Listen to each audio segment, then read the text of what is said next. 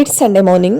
ಇದೇ ಇವತ್ತಿನ ಬೆಳಗಿನ ತಿಂಡಿಗೆ ಮಧ್ಯಾಹ್ನದ ಊಟಕ್ಕೆ ಚಿಕನ್ ಚಾಪ್ಸ್ ಮಾಡ್ಕೊಂಬೇಡ ಅಂತ ಹೇಳ್ಬಿಟ್ಟು ಬೆಳಿಗ್ಗೆ ಟಿಫನ್ಗೂ ಆಗುತ್ತೆ ಮಧ್ಯಾಹ್ನ ಊಟಕ್ಕೂ ಆಗುತ್ತೆ ಅಂತ ಹೇಳ್ಬಿಟ್ಟು ಈ ತರ ಪ್ಲಾನ್ ಮಾಡ್ಕೊಂಡು ಇವತ್ತು ಮಾಡ್ಕೊಂತಾ ಇದೀನಿ. ಈಗೊಂದು ಬಾಣಲಿಗೆ ಈರುಳ್ಳಿ, ಬೆಳ್ಳುಳ್ಳಿ, ಶುಂಠಿ, ಹಸಿಮೆಣಸಿನಕಾಯಿನ ಹಾಕಿ ಚೆನ್ನಾಗಿ ಫ್ರೈ ಮಾಡ್ಕೋಬೇಕು. ಈರುಳ್ಳಿ ಒಂದ್ ಸ್ವಲ್ಪ ಟ್ರಾನ್ಸ್ಪರೆಂಟ್ ಆಗೋವರೆಗೂ ಚೆನ್ನಾಗಿ ಫ್ರೈ ಮಾಡ್ಕೊಂಡು ನಂತರ ಇದಕ್ಕೆ ಕಾಳುಮೆಣಸು, ಚಕ್ಕೆ, ಲವಂಗನ ಹಾಕಿ ಮತ್ತೊಮ್ಮೆ ಚೆನ್ನಾಗಿ ಫ್ರೈ ಮಾಡಿ ಅರ್ಧ ಕಟ್ಟಾಗೋಷ್ಟು ಪಾಲಕ್ಕು, ಕಾಲ್ ಕಟ್ಟಾಗೋಷ್ಟು ಕೊತ್ತಂಬರಿ, ಕಾಲ್ ಕಟ್ಟಾಗೋಷ್ಟು ಪುದೀನಾನ ಸೇರಿಸಿ ಪಾಲಕ್ ಸೊಪ್ಪು ಮತ್ತೆ ಪುದೀನಾ, ಕೊತ್ತಂಬರಿ ಎಲ್ಲ ಸಾಫ್ಟ್ ಆಗೋವರೆಗೂ ಚೆನ್ನಾಗಿ ಫ್ರೈ ಮಾಡ್ಕೋಬೇಕಾಗತ್ತೆ.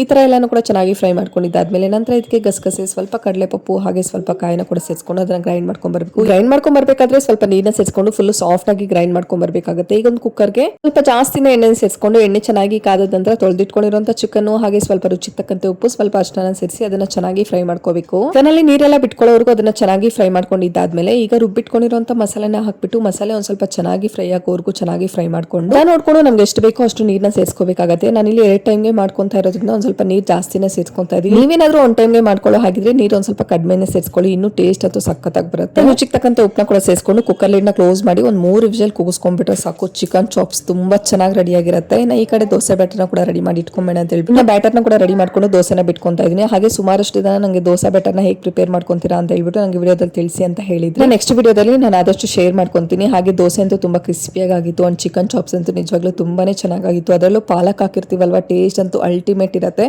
ಒಂದ್ಸಲ ಟ್ರೈ ಮಾಡಿ ನೋಡಿ, ಸಖತ್ ಇಷ್ಟ ಆಗುತ್ತೆ ನಿಮಗೆ. ಇದಾಗಿತ್ತು ಇವತ್ತಿನ